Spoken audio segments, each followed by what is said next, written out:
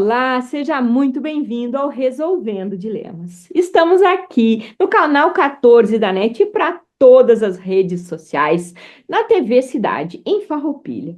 Eu faz mais de 60 dias, eu já estava assim, ó, morrendo de saudade de estar presencialmente aqui nos estúdios da TV Cidade. Cheguei de viagem, já marquei meu horário e trouxe a trend do momento para você que assiste a gente. O Resolvendo Dilemas tem esse potencial, tem esse propósito, sempre trazer soluções e informações importantes para o dia a dia de todo mundo que assiste a gente por todos os nossos canais. E como a gente está muito na vibe automotiva, devido, obviamente, ao meu trabalho, eu achei importantíssimo esclarecer esse tal de golpe da CNH. Você ouviu falar? Tá em todas as redes, tá todo mundo, tá Detran, tá todo mundo falando sobre o golpe da CNH. E meu papel aqui é sempre trazer conteúdo de qualidade, informação importantíssima e solução para o dia a dia de vocês.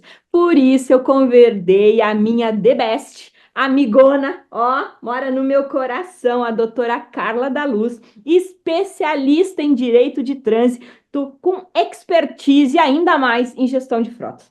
Gente, a Carla é a profissional que mais resolve bronca disso. Eu sou testemunha e olha, dentro da Mônaco, que é onde ela trabalha, a minha carteira, a minha CNH já foi salva umas 2 vezes, porque eu tô sempre na rua, sempre correndo, dirigindo, é trânsito, é ponto, é não sei o quê. E vou dizer para vocês, se não fosse a gestão documental feita pela Carla lá na Mônaco, não sei o que seria do meu dia a dia profissional. Por isso eu estou muito feliz em poder receber. Carla, obrigada por ter aceitado esse desafio que eu peguei ela de surpresa. Eu cheguei ontem de viagem e disse, Carla, vamos lá na TV, vamos falar sobre essa história do golpe da CNH. Miga, vem comigo, conta para todo mundo. Como é que é essa história do golpe da CNH, Carla? Boa noite, pessoal. Tudo bem com vocês? Então, Pérola, esses golpes, eles têm se tornado frequentes e envolvem basicamente duas modalidades principais.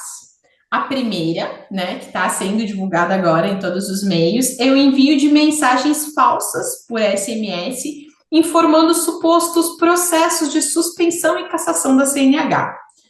Essas mensagens, geralmente, elas contêm links para que as vítimas forneçam seus dados pessoais ou realizem pagamentos indevidos. É importante ressaltar aqui, Perla, que o Detran, ele não utiliza o SMS para comunicar suspensão ou cassação de CNH. As notificações oficiais, legítimas, elas são feitas via correspondência oficial, seja no aplicativo da CNH digital, seja por correspondência, notificação física na residência, ou até mesmo por editais do Diário Oficial do Estado. Já a segunda fraude, que é comum também, que é aquela promessa de obtenção da CNH sem cumprir os requisitos básicos. Lá, as aulas, os exames, essas ofertas geralmente são divulgadas em plataformas virtuais. E elas podem até parecer estranhas, assim, e até ofertas absurdas, né? Que são totalmente fraudulentas. O processo de habilitação ele é rigoroso, controlado, geralmente com verificação biométrica, com monitoramento de cada etapa do processo. Lembrando que também, né, Perla, que tanto quem vende quanto quem compra essas CNHs está cometendo um crime. Falando aqui do ponto de vista jurídico, essas práticas elas configuram estelionato, né, conforme lá o artigo 171 do Código Penal, né, e também o uso do documento falso, que é o artigo 304. Então, essas penas, elas podem variar de 1 a 5 anos de reclusão, além das multas. Portanto, né, Perla, minha orientação é muito simples. Desconfie de mensagens não oficiais, aquelas ofertas muito simples. Sempre busque informações diretamente dos canais oficiais do Detran, dos órgãos oficiais, que essa é a maneira mais segura de proteger os dados e a sua habilitação.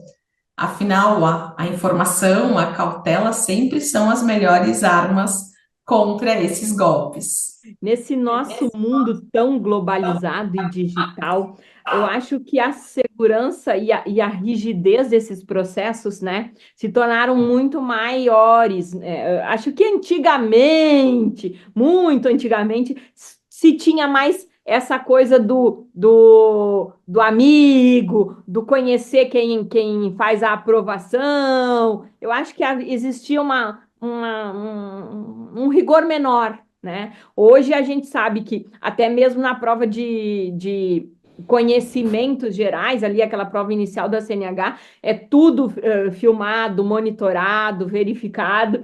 Então não se tem mais, ou se estuda, ou realmente não é o caminho mais, não tem mais o caminho fácil, aquela terceira via que se sabe que há 20, 30 anos atrás até se tinha, né, uma via mais facilitada para os processos. Mas a gente sabe, né, Carla, que o golpe está aí. Cai quem quer. Não adianta, a gente sabe que o sistema é rígido, é rigoroso, os canais corretos são os canais de Detrans, oficiais, né? Todo mundo tem isso já como uma certeza. E é legal insistir nesse tema.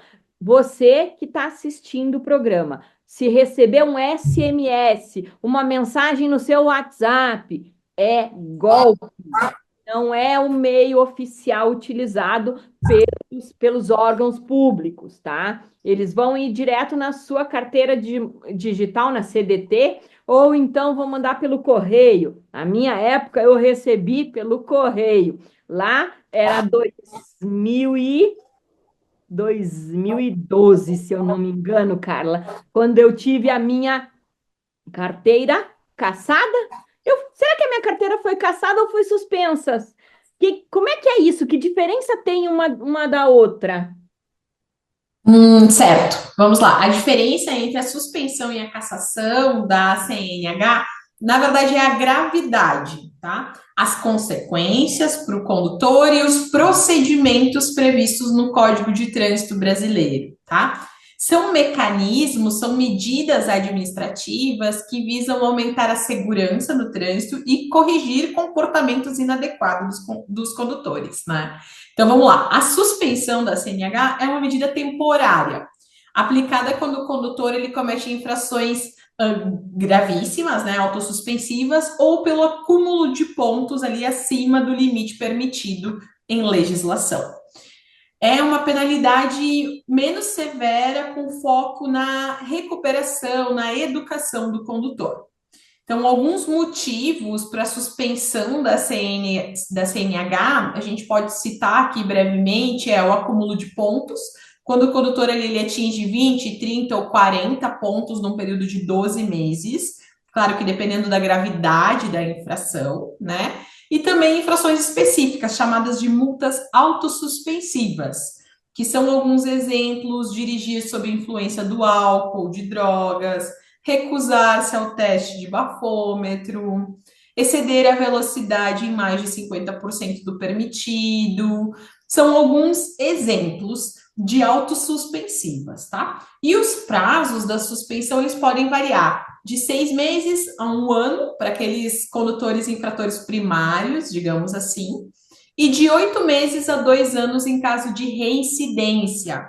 Então, se eu tive uma recusa ao bafômetro, eu posso chegar até aí 12 meses de suspensão da minha CNH. Mas agora, se naquele período eu fui um reincidente, esse período ele pode chegar aí até a 24 meses, né? 2 anos.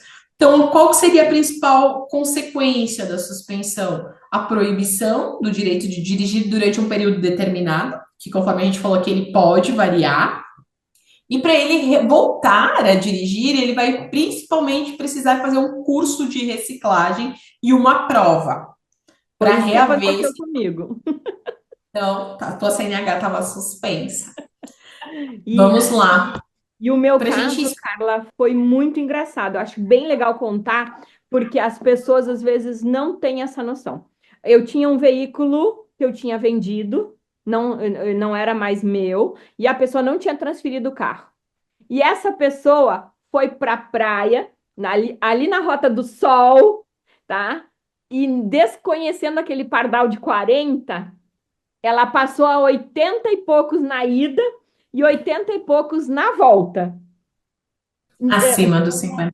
Acima dos 50%. E não, quando eu recebi, eu não tinha nem o que dizer, né? Eu que tive que cumprir a penalidade, eu que tive que fazer a provinha, eu que fiquei aí um ano sem carteira de motorista, não tive o que fazer. Ainda que a tua CNH não foi cassada, tá, Pérola? Porque daí sim, a pena ela é mais severa e até definitiva, tá? Na cassação, o direito de direção ele é extinto e o condutor precisa passar por todo aquele processo de habilitação novamente para obter a CNH. Então, aqui são motivos da cassação: dirigir com a CNH suspensa, a reincidência nessas infrações gravíssimas, né? Ou até mesmo uma decisão judicial, nos casos de crime de trânsito. Então, na cassação, o condutor ele perde o direito de direção e para obter a CNH, para voltar a dirigir, ele precisa aguardar 2 anos, ele não pode dirigir durante os 2 anos, e ele precisa realizar todos aqueles exames obrigatórios, como se ele fosse tirar a primeira habilitação desde a primeira vez. Todas as aulas, né, teóricas e práticas. Então, para a gente ter assim, um resumo, ficar mais claro, né, para o pessoal que está nos assistindo, a suspensão é algo temporário e ele exige aí um curso de reciclagem para recuperar o direito de direção. Já a cassação, então, ela é um pouco mais definitiva, né? E precisa reiniciar todo o processo de habilitação como se fosse a primeira vez que estaria tirando a CNH. E é interessante isso, porque quando eu estava fazendo a reciclagem, tinha comigo alguns casos muito interessantes, né? Tinha o caso padrão, que a maioria das reciclagens que estavam fazendo era por consumo de álcool, né? Acima de Uhum, mas 0,03, né? Então estavam ali. E tinha dois que tinham cedido a carteira para colocar os pontos, porque o colega que estava junto com ele já tinha excedido a quantidade de pontos. Aí, para o outro não perder a carteira, ele cedeu a sua. Não, não, pode pôr na minha. Só que daí, quando o cara botou, era gravíssima que nem a minha, tinha excedido os 40%. Então, ele já perdeu a carteira na primeira de colocar ali, já ficou suspensa por ter excedido os 40%. Então, era eu e esses dois rapazes que estávamos lá pagando a conta de outra pessoa que tinha feito as infrações de trânsito, né? E acho que é interessante para as pessoas entenderem que é importante, sim, transferir os pontos para a carteira, mas transferir os pontos para a carteira do motorista de verdade, e não ao contrário. o real infrator, né? Sempre, senão tu está cometendo também ali um crime de falsidade, né? É uma fraude de não estar efetivamente indicando a pessoa que estava conduzindo o veículo naquele momento. E eu acho que é interessante a gente trazer isso, porque como não parece um crime, né? É uma coisa meio que tão banal assim, a gente ouve, escuta muito, as pessoas comentam muito. Eu acho que é interessante a gente trazer esse olhar mais rigoroso para o processo, né? É um crime de fraude, é um crime, né? Então, e às vezes é um crime que você acha que não vai ser assim tão atingido. Ah, bota ali, é só 5 pontos. Só que daqui a pouco não é. Daqui a pouco é a perca ou a suspensão da sua carteira também, né? Outro fator importante que eu acho que todo mundo se questiona muito, e a gente vê falar bastante, é o que que acontece com o meu carro se eu estou dirigindo e minha carteira já está suspensa? Eu perco o meu carro, vai como é que é para aqueles estacionamentos, pátios, e aí nunca mais que eu recupero meu carro? Excelente pergunta, tá, Pérola? A gente vê isso muito no dia a dia. Então, dirigir com a CNH suspensa, ela é uma conduta extremamente grave no Código de Trânsito Brasileiro, né? É previsto lá no artigo 162, E essa prática, ela gera consequências administrativas, penais, financeiras, né? Podendo também impactar na situação do veículo. Primeiro, ela é uma infração gravíssima, dirigir com a CNH suspensa é uma infração gravíssima. Essa multa, o valor da multa, ela pode chegar até R$ 880,41. E se for reincidente, é o dobro, né? Ela impacta aí no recolhimento da habilitação do condutor, que imediatamente aí vai ser abordado pela autoridade de trânsito, e nesse momento o veículo ele vai ficar retido até que um condutor habilitado e em situação regular, né, que seja com a CNH, ok, se apresente para retirar esse veículo. Se não houver um condutor disponível, o veículo ele pode sim ser removido ao pátio, né? Dependendo do horário, não consegue acionar ninguém, ou dependendo do momento, não tem ninguém para retirar o veículo naquele momento, ele vai ser recolhido. Então, dirigir com a CNH suspensa, ela também configura um crime de trânsito, tá? Conforme o artigo 307 lá do CTB. E essa pena prevista é até de detenção de 6 meses a 1 ano, além da multa e de todas as questões administrativas aqui já relacionadas, tá? Esse ato, ele é comprovado pela autoridade competente no momento da abordagem e, se confirmado de fato, ele pode sim resultar numa sentença criminal. Como a gente falou aqui, ele é configurado um crime de trânsito, tá? E a gente explicou ali recentemente a diferença de suspensão e cassação. Dirigir com a CNH suspensa, o condutor ele vai ter sua habilitação cassada, tá? É uma pena mais severa, mais grave, né? Ela está prevista lá no artigo 263 do Código de Trânsito brasileiro. Então, o veículo ele não é perdido, digamos assim, né? Ele é confiscado naquele momento, ele não vai ser confiscado, mas ele vai ser retido até um condutor habilitado se apresentar para retirar. Se isso não acontecer, daí o veículo ele vai ser removido para o pátio, vai gerar aqueles custos, aquelas diárias, né, de retenção, de estadia. Então vamos lá. Dirigir com a CNH suspensa, ela traz as consequências: a multa, o recolhimento da habilitação, a retenção do veículo até a apresentação de um condutor habilitado e até a Travou. cassação da CNH. Por que isso? Porque uma pessoa com direito de dirigir suspensa, ele coloca em risco toda a segurança viária, né? Então é importante aqui que a gente destacar e reforçar todas as restrições impostas pelos órgãos de trânsito. Carla, deixa eu só ver se eu entendi o que você colocou aqui. Eu posso perder meu réu primário? Isso, ele pode ser configurado um crime de trânsito, pode sim. Gente, eu luto tanto para não perder o réu primário, eu posso perder o réu primário com isso. Porque a gente brinca muito que está sempre tentando evitar de perder o réu primário. Daqui a pouco a Isso, cassação da carteira pode te condenar a um crime e esse crime te deixar, no fim, sem seu réu primário. exato. Se for uma sentença judicial transitada em julgado, como a gente fala no direito, sim, né? Ele vai ser configurado ali um crime de trânsito e tu vai responder por isso. Olha só que perigo. E eu tenho mais uma pequena dúvida. Quando eu estou com a minha carteira cassada, né? Uhum, Eu não fiz nada do processo e eu sou pega de novo, tá? Com a cassada. uhum. Vai ser uma incidência do crime novamente? E isso vai ser uma ocorrência de crime de trânsito, porque com a CNH cassada, tu não pode estar dirigindo. Então, vai ter o registro ali, vai ter todo o procedimento, né, legal para a configuração deste crime de trânsito.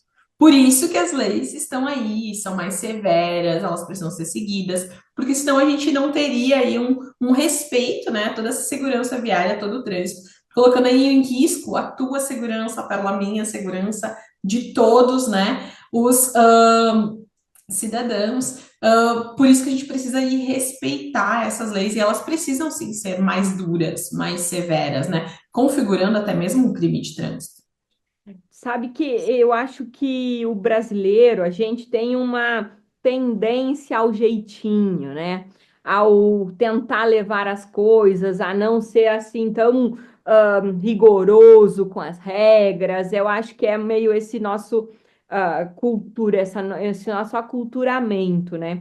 Só que o trânsito está aí mostrando que mesmo ele tentando trazer todas essas exigências, né? O excesso de velocidade, a bebida, o mau funcionamento dos veículos, né? A questão do cuidado em relação à mecânica, isso tem trazido um resultado muito oneroso, né? Todo mundo tem na sua família ou no seu círculo alguém ou que já se feriu ou que conhece alguém que sofreu algum tipo de acidente ou perdeu alguém em relação à questão do nosso trânsito, né? As ultrapassagens em locais proibidos, a direção imprudente. Eu acho que esse tema que a gente está trazendo, apesar de ter se trazido ele de uma forma mais leve, mas eu acho que é importante mesmo, Carla, a gente reforçar que não é à toa que essas leis foram criadas, elas têm todo um conhecimento, tem todo um trabalho em conjunto para que sejam seguidas, né?